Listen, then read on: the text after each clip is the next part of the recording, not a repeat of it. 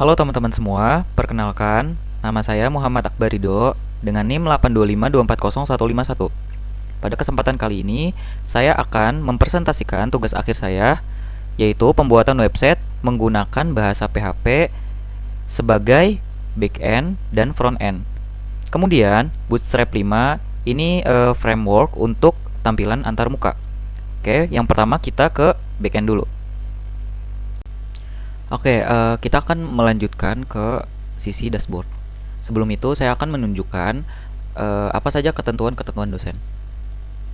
Nah, di sini kita disuruh buat peserta skripsi, kemudian tabel bimbingan skripsi, kemudian ujian skripsi. Nah, nomor 4 nanti dulu. Nah, kemudian kita langsung baca ke nomor 5. Berdasarkan formulir yang telah dibuat, semua formulir tersebut bisa input dan edit harus dipanggil melalui form login. Jika sesi yang tidak aktif tidak melalui login, maka formulir tidak dapat dipanggil. Dan jika setiap formulir dipanggil langsung dari URL-nya, nah langsung nih kita mau dipanggil dari URL-nya, maka akan dialihkan ke login. Jadi, misal saya mau langsung dari URL-nya, saya mau ke input mahasiswa. Nah, ini dialihkan ke login. Kenapa? Karena saya di sini memakai di setiap codingan ini kan harus seperti itu. Oke, jadi di semuanya dipanggil melalui login dulu. Nah, nih OB start session start. Nah, kalau misalnya if is set session belum ada sesi user email, nah header location login.php. Jadi langsung ditenang ke login. Jadi seperti itu, teman-teman. Nah, oke. Kita lanjut, kita login dulu. Oh iya, tadi saya belum menjelaskan tabel-tabel saya ya. Nah, di sini saya sudah membuat tabel bimbingan skripsi, terus peserta skripsi, kemudian ujian skripsi. Nah, kita lihat ini strukturnya seperti ini. Kemudian bimbingan skripsi seperti ini. Kemudian ujian skripsi strukturnya seperti ini. Oke. Jadi sekarang ini tampilan pertama saya ketika saya di dashboard. Kemudian saya misalnya di sini langsung saja. Di sini mahasiswa saya 1 2 3 4 5 6. 1 2 3 4 5 6. Oke, ada 6. Nah, jadi ketentuannya terdiri dari npm mahasiswa yang dibaca dari tabel mahasiswa, ya. Nah, kalau misalnya di sini di daftar mahasiswa saya ini kan ada 6. Nah, otomatis di peserta skripsi itu juga ada 6. Nah, kan ada 6 1 2 3 4 5 6. Nah, kok bisa? Nah, itu kita pakai join. Nah, di sini kita melakukan join ke input peserta skripsi.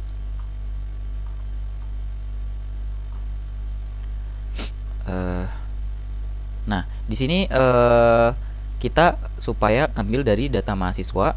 Nah, ini select bintang from mahasiswa. Nah, ini untuk drop down juga. Nah, drop downnya yang ini select sampai penutup select ini. Nah, ini agar bisa drop down. Nah, kita manggil mhs_npm dan mhs_nama. Di sini ada strip. Nah, otomatis di sini juga ada stripnya tuh. Ada strip kan? Nah, tuh. Oke. Semester ganjil 2025. Ini isi nama saya aja, Muhammad Akbarido. Tanggal daftarnya 27. Judul skripsinya Bismillahirrahmanirrahim. Unggah file. Saya mau file yang dari peserta skripsi nih. Penjelasannya opsional. Kenapa di sini opsional? Kalau misalnya saya tidak input penjelasan, itu tidak apa-apa. Kenapa? Oke, saya jelaskan. Untuk kita langsung cari ke bagian penjelasan. Nah, di sini ada yang namanya tidak ada yang namanya required. Nah, required itu apa? Itu wajibnya, ya. Jadi kalau misalnya kita nggak input ini required, itu tidak wajib. Ya, jadi saya nggak input di sini required. Jadi alhasil jadi opsional. Oke, misalnya saya mau masukin penjelasan. Ini sekalian kita bisa edit juga ya. Kita bisa tanaman obat hanya berdasarkan foto digital tahun tersebut. Nah, kita bisa ganti juga. Nah, kemudian kita ubah. Nah, data berhasil diubah. Kenapa di sini ada local say data berhasil diubah? Nah, jadi ketika kita submit, nah ini kan udah di submit tuh. Submit. Nah, ini keluar ada alert data berhasil diubah dan ini sudah diajarkan oleh dosen. Nah, ini sudah keluar dan sini udah ada tombol aksinya. dan bisa dihapus juga. Misal saya pengen menghapus, data berhasil dihapus, sama juga seperti tadi kita ke hapus peserta skripsi. Nah, di sini ada script alertnya juga. Ya. Oke, kita input lagi.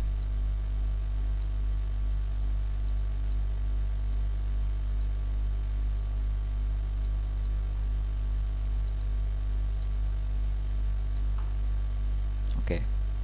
Sudah diubah. Kalau misalnya kita input, kita ubah di sini menjelang pagi. Oke. Ya, sudah. Kita lanjut ke bimbingan skripsi. Nah, terdiri dari NID dosen yang dibaca dari tabel dosen.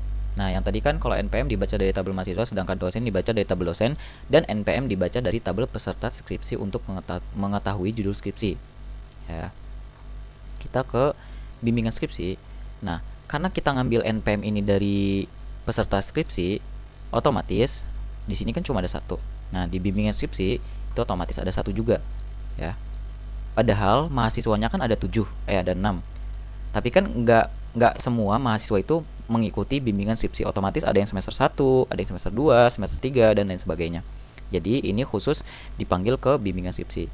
Nah, kita mengambil dari data peserta MHS_NPM peserta judul from peserta skripsi. Jadi kita ngambil mahasiswa sama judul dari tabel peserta skripsi yang tadi sudah kita input. Nah, dosen mengambil dosen NIDN, kita ngambil dosen nama from dari tabel dosen. Oke. Dosennya di sini saya input, kita bisa lihat langsung 1 2 3 4 5 ada 5. Berarti di sini juga ada 5 di bimbingan. Tuh ada 5. Saya mau sama Ibu Leli. Tabel bimbingannya sini isi bimbingannya kita isi aja. Nah, choose file PDF. Nah, kenapa ini bisa jadi wajibnya PDF? Karena diwajibkannya ketentuannya itu PDF. Tuh diunggah format PDF. Nah, itu kenapa hal itu bisa terjadi? Karena di sini saya memakai accept application/PDF. Nanti saya cantumin link belajar saya. Kenapa saya memakai ini? Itu ada di pembelajaran HTML. Nah, di sini kita masukin saja dokumen foto. Saya udah ngebuat ininya buat asetnya. Nah, kita simpan. Nah, kok kenapa di sini ada gambar file? Kok ini gambarnya foto?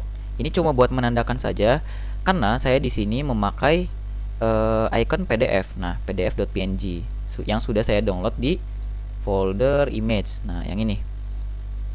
Nah, yang ini ya. Nah, namanya sama pdf.png, type-nya png. Oke. Kemudian ini bisa diedit juga.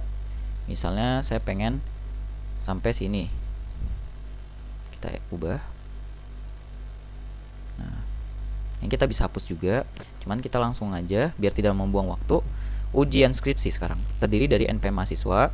Atribut ini dibaca dari tabel bimbingan skripsi. Nah, sedangkan di bimbingan skripsi saya kan ada satu mahasiswa. Nah, otomatis di ujian skripsi juga ada satu mahasiswa, ya kan? Oke, sudah sesuai. Maka akan diketahui NIDN dosen yang membimbingnya, tanggal waktu ujian dan lain sebagainya. Oke, jadi ketika kita input di sini saya udah buat dosen pembimbing. Itu adanya di mana? Adanya di sini. Saya memasukkan dosen pembimbing. Nah, kemudian di sini kita input saja langsung Muhammad Akbar Ridho 19 jam ujiannya. Nah, kenapa di sini kok gambarnya jam ujian seperti ini? Karena ini input type-nya itu number. Kita lihat di sini tanggal bimbingan ini kan type-nya date, sedangkan kok ini bimbingan. Oke.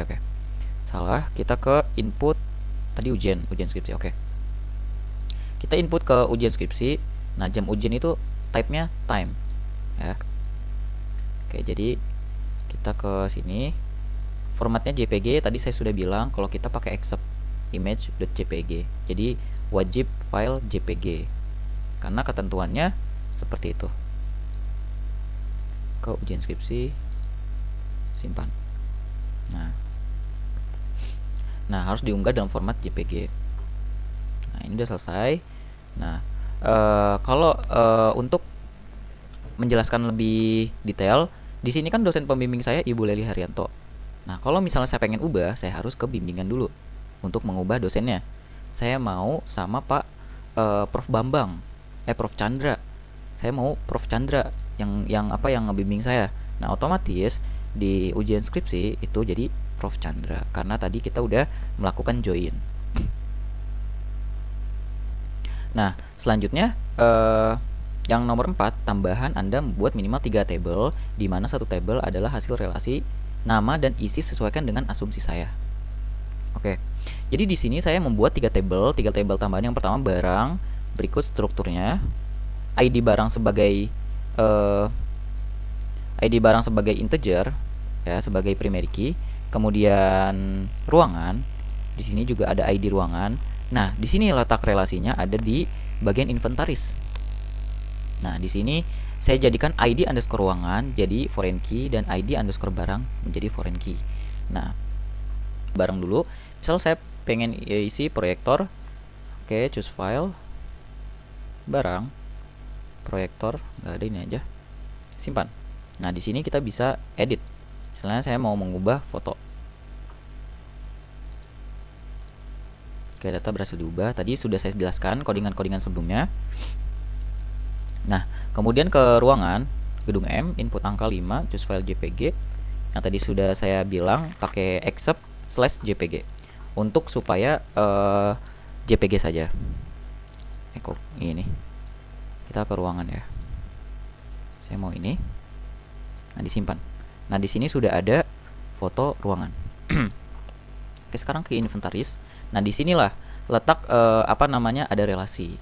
Pilih ruangan lantai 5, pilih barang absent. Nah, ini kita drop down yang sudah diajarkan oleh dosen. Kita buka.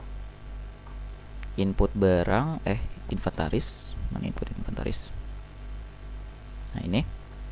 Nah, kita ngambil data ruangan dari ruangan. Ini untuk drop down. Nah, ini untuk isi-isinya.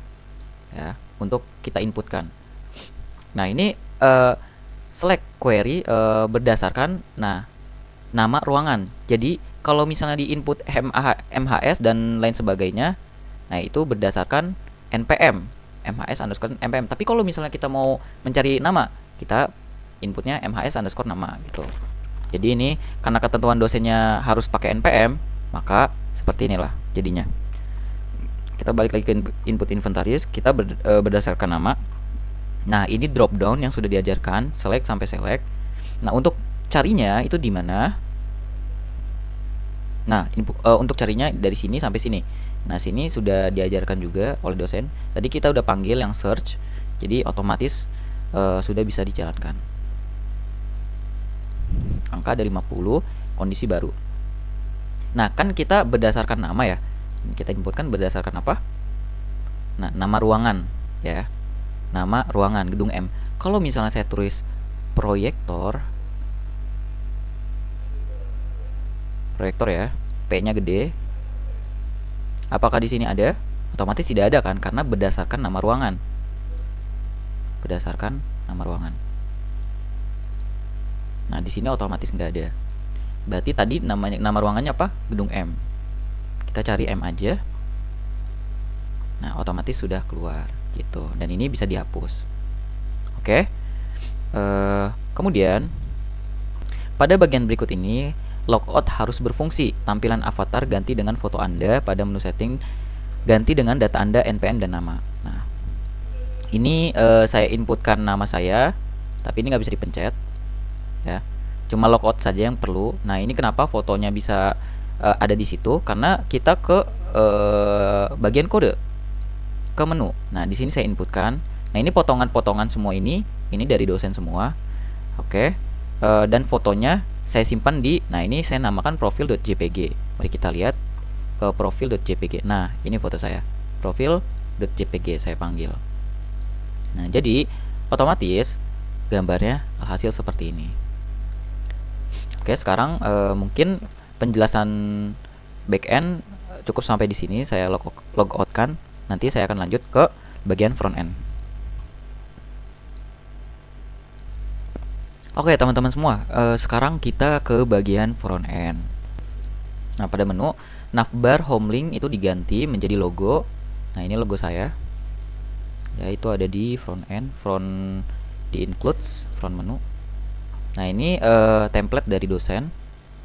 Nah, ini image logo.png dan itu udah ada di sini. Nah, ini logo saya yang saya pakai ya. Kemudian apa lagi? Link, maka Anda ganti dengan peta. Gunakan menu ini untuk menampilkan peta lokasi Untar pada halaman terpisah. Nah, otomatis Pak dosen meminta agar peta ini di halaman terpisah. Nah, maka dari itu saya membuat PHP baru yang bernama peta.php. Nah, ini petanya untuk menunjukkan lokasi kampus Untar ya. Ini source-nya dari Google Maps.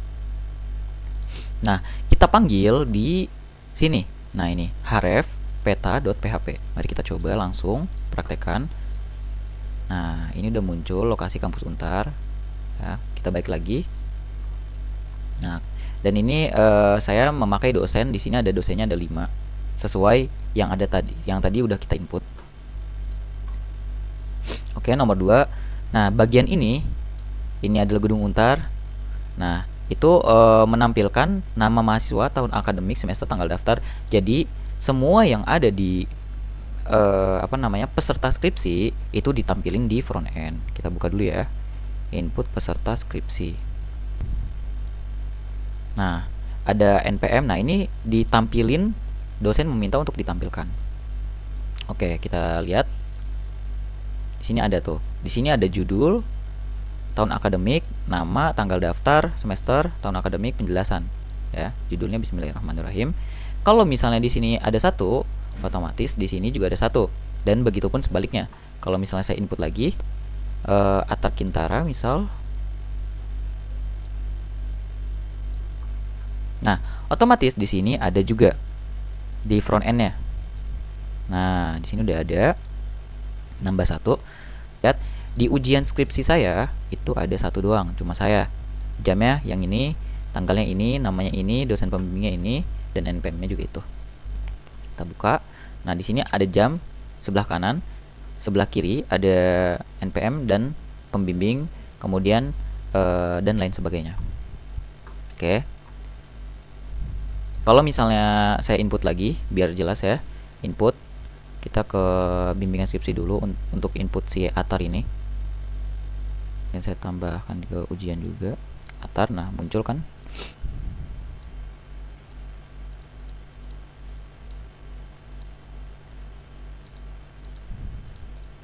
Nah, otomatis di sini ujian skripsi ada 2. Nah, otomatis di front end juga ada 2.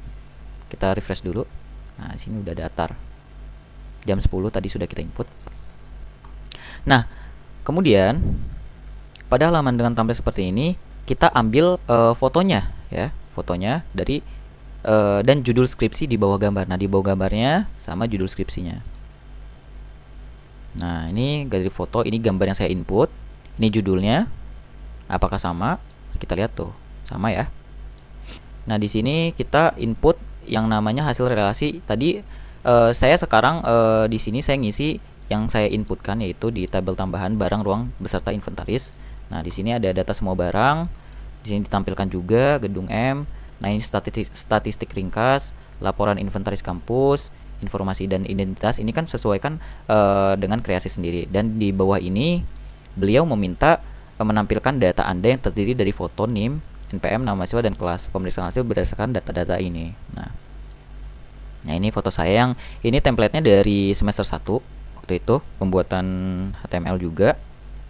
Nah, ini kenapa bisa ngambil ada statistik ringkas. Ini kalau misalnya saya pencet tidak akan lari kemana-mana, karena saya tidak memanggil apa-apa. Oke, ada 1. Nah, ini statistik ya. Nah, ini statistik yang udah diajarkan oleh Oracle Database pas waktu semester 1. Nah, ini select form barang, karena ini query sederhana. Nah, kemudian ini data semua barang, data semua ruangan. Nah, ini sama yang seperti diajarkan oleh dosen. Oke, mungkin cukup sekian. Ya, apabila ada kata-kata salah dari saya mohon maaf. Assalamualaikum warahmatullahi wabarakatuh.